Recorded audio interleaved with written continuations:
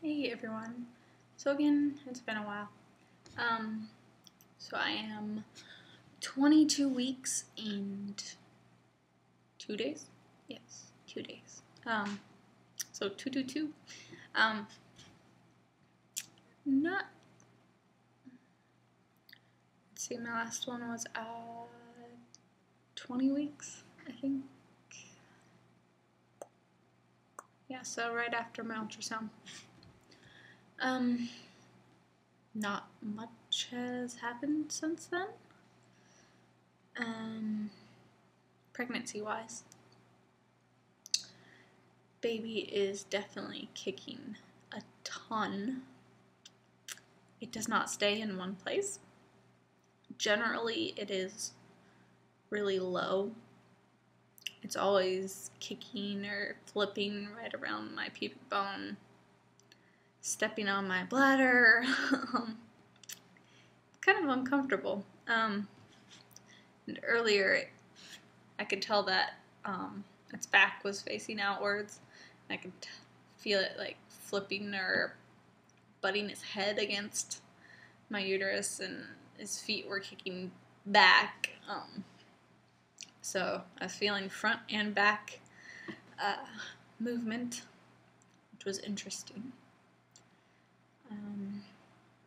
Yeah, but there are a lot of times where it will also move up, and I'll feel it up by my belly button or above.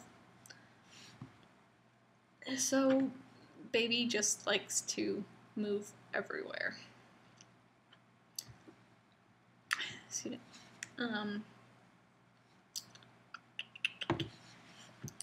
other symptoms, a lot of times I have to force myself to eat because I'm not hungry. Or my stomach is in pain because it just feels so full. It's like so squished up there now that just like, yeah, it can't hold as much anymore. So sometimes that's uncomfortable, sometimes it's really, really painful.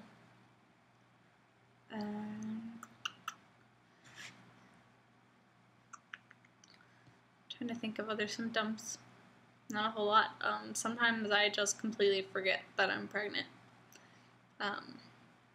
until I try to move or I look down and see there's a belly or I feel baby kick. Then I remember. It's just a really active baby, which is good. I'm really waiting for the 24 months, 24 week mark when baby is considered viable, because then I know that my baby can survive outside the womb, obviously with medical interventions and stuff, but it's good to know that my baby can survive. It's just a big relief. Since I've never made it this far, and anytime I've become pregnant before, they never lasted that far. Yeah, I'm really uncomfortable. It's really hard to tie my shoes now. Sometimes I'll bear the uncomfortableness, the pain of bending over and tying my shoes, but then when I sit back up, I regret it because it hurts. Yeah, so I'm gonna have to do slip-on shoes and the zip-up kinds, which will still be a little bit difficult, but at least easier than tying. And sleeping-wise, I wake up a lot more, and I'm always having to switch sides. Sometimes I'll wake up and I'm on my back, which I can't help, because I do it in my sleep. But when I wake up, I'll turn and fix that. next week, I will have an OB appointment, and it'll actually be my last OB appointment.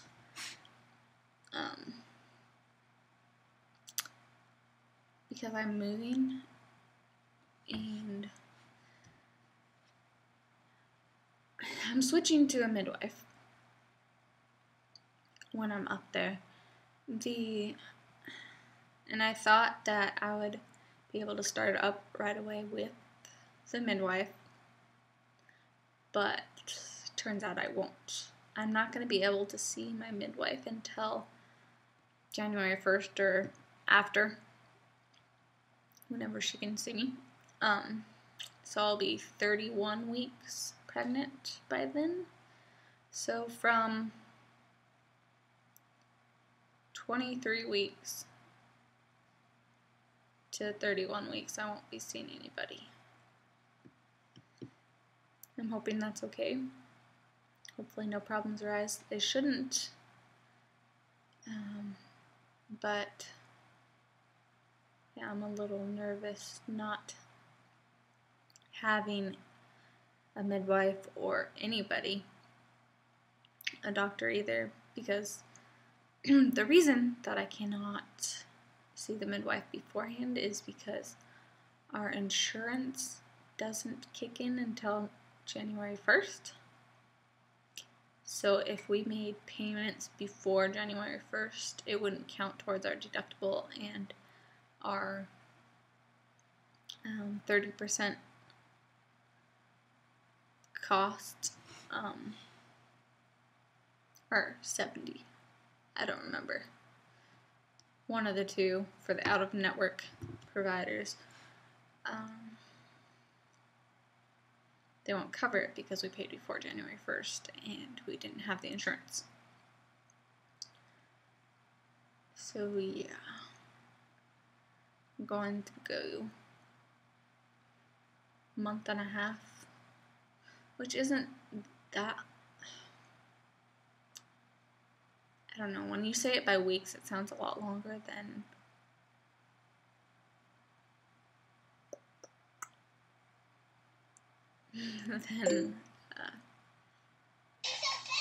by the, sorry,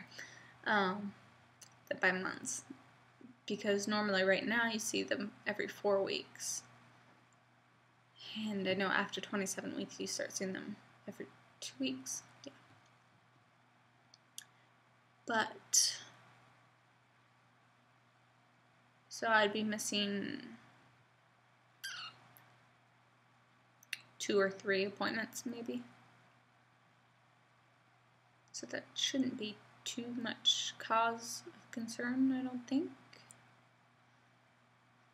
I don't know. A little anxious about it, but should be fine.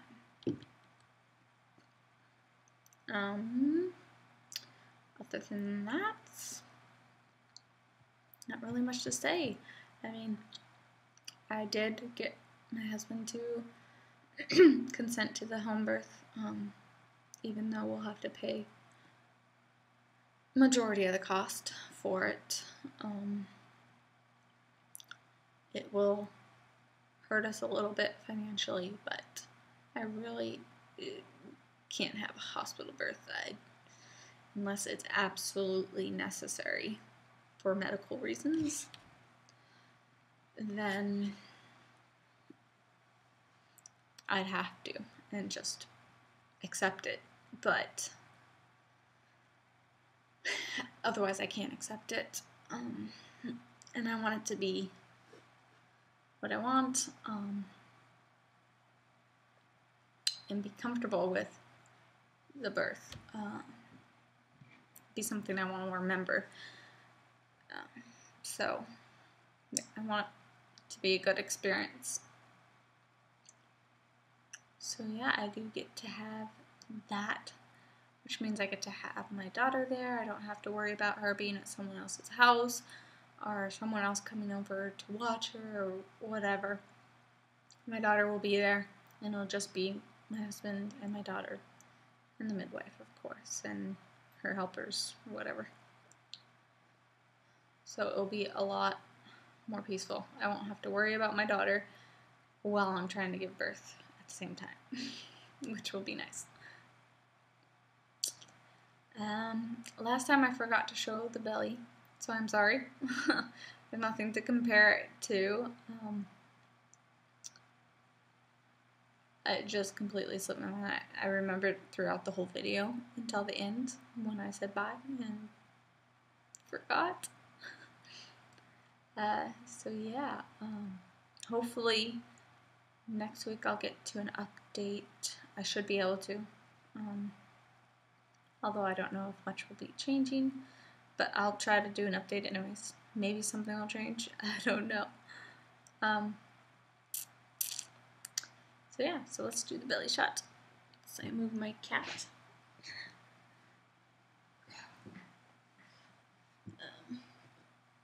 Lighting is horrible. So yeah, there's the belly, the babies. And pretty much it, you know, it's just like sticking out. The baby is more like down here. At least they were when they're moving just a little bit ago.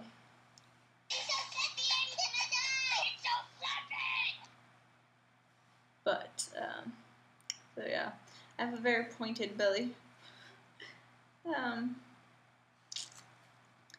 Yeah, my husband is convinced that it's a girl. I'm thinking it's a boy. It's not intuition or anything, it's just,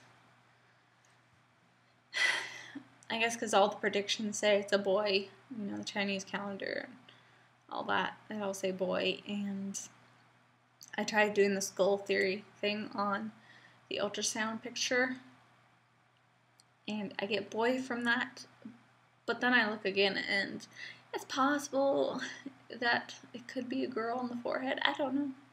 The skull theory is kind of confusing too.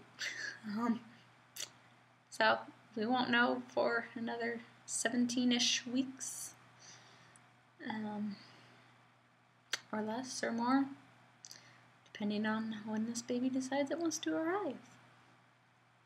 So anyway, I will talk to y'all next week, hopefully. Bye.